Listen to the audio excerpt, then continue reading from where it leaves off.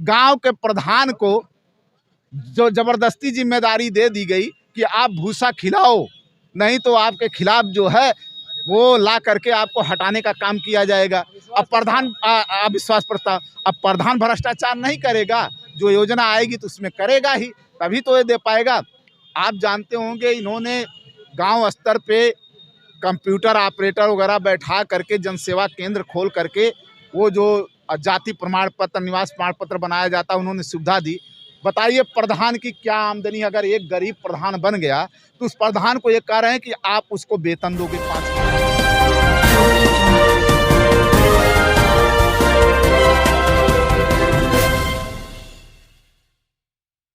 350 में आप मिलें चल नहीं रही हैं, कांटा लगा करके किसान झेलता है घटतौली, जहां तौल होती है वहां पर भी मारा जाता है।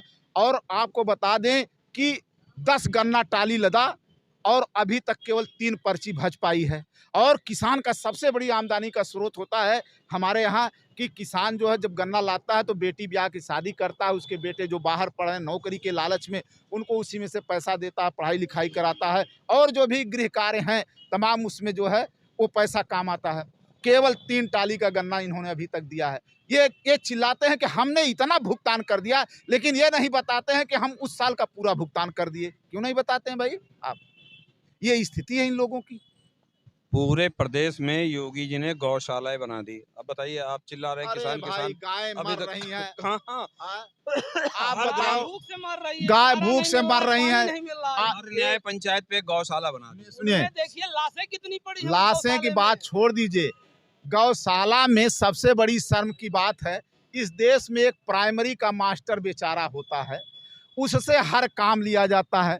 उसको कहा गया कि हम आपको वेतन बहुत ज़्यादा देते हैं, उससे कहा गया कि आप गौओं के लिए जा करके भूसा और चारा की व्यवस्था करिए। आप बताइए, प्राइमरी का मास्टर पढ़ाएगा कि गाय के लिए भूसा और चारा की व्यवस्था करेगा। गांव के प्रधान को जो जबरदस्ती जिम्मेदारी दे दी गई कि आप भूसा खिलाओ, नहीं तो आपके खिलाफ जो है वो ला करके आपको हटाने का काम किया जाएगा। अब प्रधान अविश्वास प्रस्ताव, अब प्रधान भ्रष्टाचार नहीं करेगा, जो योजना आएगी तो उसमें करेगा ही, तभी तो ये दे पाएगा। आप जानते होंगे इन्होंने गांव स्तर पे कंप्यूटर ऑपरेटर वगैरह बैठा करके जनसेवा केंद्र खोल करके वो जो जाति प्रमाण पत्र, निवास प्रमाण पत्र बनाया जाता है, उन्होंने सुविधा दी। बताइए प्रधान की क्या आमदनी, अगर एक गरीब प्रधान बन गया तो उस प्रधान को ये कह रहे हैं कि आप उसको वेतन दोगे 5,000 महीने का। आप बताइए प्रधान कहाँ से 5,000 वेतन देगा?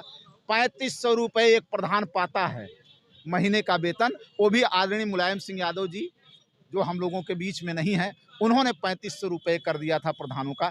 3500 रुपये वेतन पाने वाला प्रधान गांव के सुरक्षा के लिए, गांव के विकास के लिए प्रधान बनाया गया है।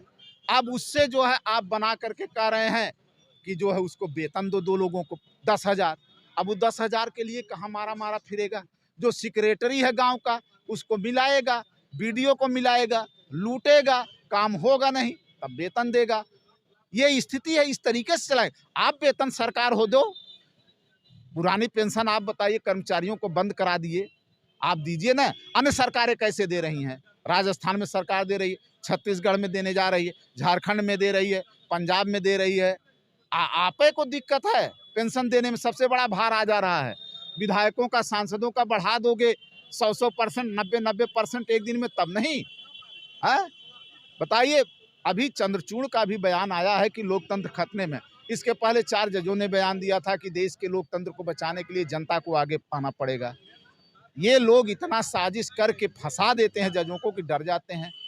डरेंगे काहे नहीं? सब परिवारवाद की उपज है। ये सबसे बड़ा परिवारवाद तो न्यायपालिका में है, और न्यायपालिका जिस दिन अन्याय करना बंद कर देगा, निश्चित रूप से न्याय मिलना शुरू हो जाएगा लोगों को। तो आप नहीं मानते कि राम राज्य है देश में? देश में भैया कोई राम राज्य नहीं है। आप सारी रिपोर्ट उठा करके देख लीजिए, सर्वे थानों में जा करके आप सर्वे उठा लीजिए। अपराध भाई राम राज्य यही है, एक दलित लड़की जला दी गई हाथरस में और उसको मार डाले, और जबरदस्ती पेट्रोल डाल करके उसको जला दिया गया, और जो दोषी थे उसमें एक को छोड़ करके सारे के सारे के लोगों को बरी करा दिया गया।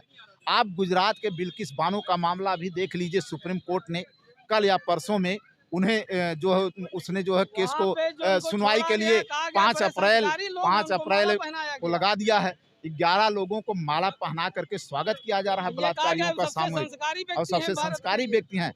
आप इनसे न्याय की उम्मीद करते हैं। और किस तरीके से हाथरस की उस बेटी के साथ न्याय किया गया। उन्नाव में आप जानते हैं इन्हीं के पार्टी के थे जो जेल में हैं, किस तरीके से बलात्कार किया। चिन्मयानंद को आप जानते हैं, चिन्मयानंद किस तरीके से बेचारे मालिश कराते हुए पकड़े गए थे, बहुत बेचारे थे लेकिन वो बच जाते हैं। नहीं, भाजपा ने तो इनको सबको जेल में भेजा ना, जितने गुंडे थे बाबा महात्मा, जितने आप बनारस से लेके आप गोंडा से लेकर के, आप कुंडा से लेकर के, आप इलाहाबाद से लेकर के आप चले जाइए यहाँ बुंदेलखंड में, एक जात के लोगों के खिलाफ आप बता दीजिए, अपने स्वजाति लोगों के खिलाफ, एक आध छोड़ दीजिए जो इनके खिलाफ हो जाए, इनके विचार को नहीं माना होगा, बीजेपी में नहीं रहा होगा, बता दीजिए कि किसी एक भी अपराधी के खिलाफ जो है कार्रवाई हुई होगी स्वजाति। सब खुलेआम घूम रहे हैं, जौनपुर से लेकर के सारे जिलों में।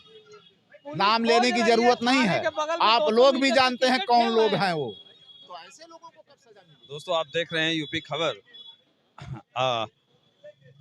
आपको आप देख ही रहे हैं यहाँ के लोगों के विचार। मैं ज़्यादा कुछ नहीं कहूँगा। इसी के साथ यूपी खबर तक विक्रम सिंह, नमस्कार।